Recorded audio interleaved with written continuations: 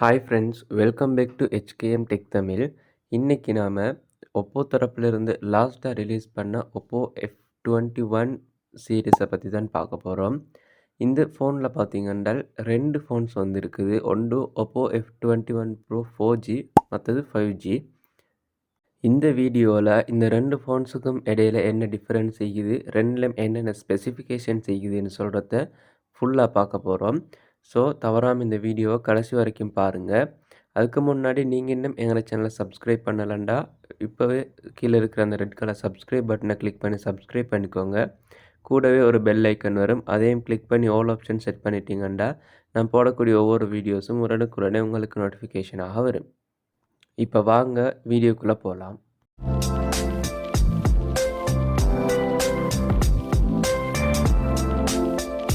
இந்த F21 Pro Oppo smart ஃபோனில் இவங்க புதுசாக கொடுத்துருக்கக்கூடிய ஸ்பெஷலாக கொடுத்துருக்கக்கூடிய ஒரு விடயம் இந்த ஸ்மார்ட் ஃபோனுடைய கேமரா தான்.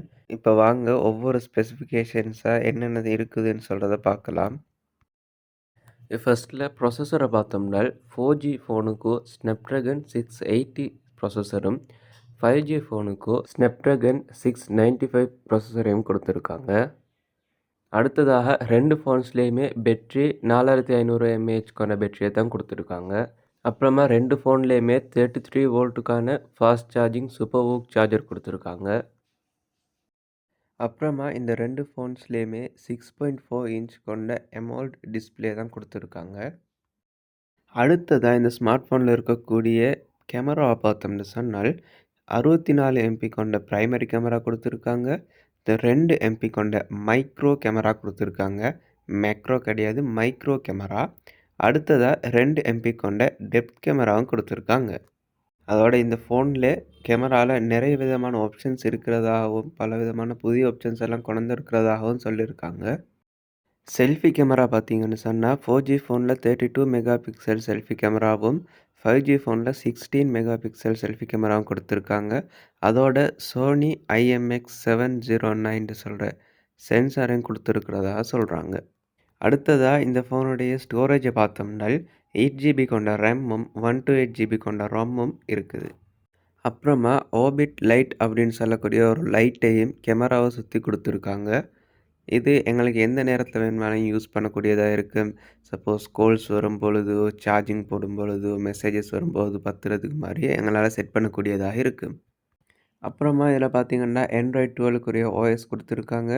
அப்புறமா நான் பார்க்கக்கூடியது இந்த ஃபோனுடைய கலர்.